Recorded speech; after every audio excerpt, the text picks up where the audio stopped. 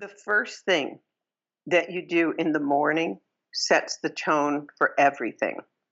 So if you don't have little kids, now if you do have little kids, chances are good that they're up at 5:30 or 6 in the morning.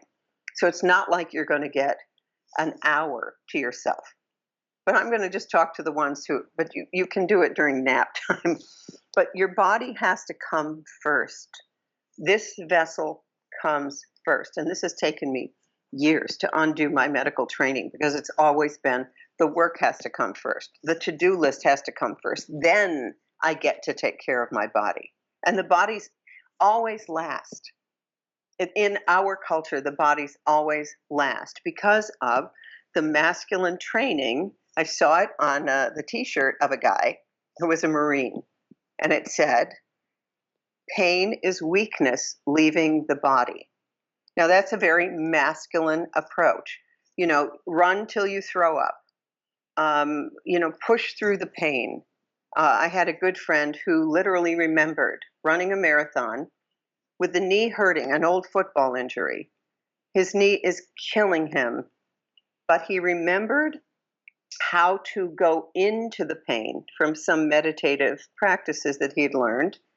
And he got so good at it that he completely wrecked his knee because the body is always giving you signals. Now, what you want to do, and I learned this from John Douillard, who wrote Body, Mind, and Sport. When you get on a treadmill, let's say, you don't ever want to go faster than where you can comfortably breathe through your nose.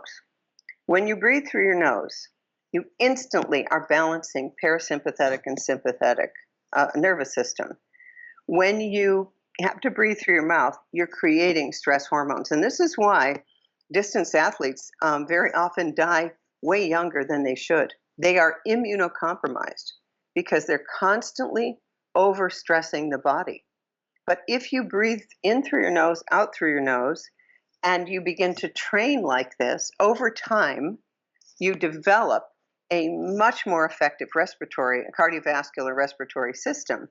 So what John would do is he'd have you walking on the treadmill, breathing through your nose, then gradually either increase the speed or the incline of the treadmill.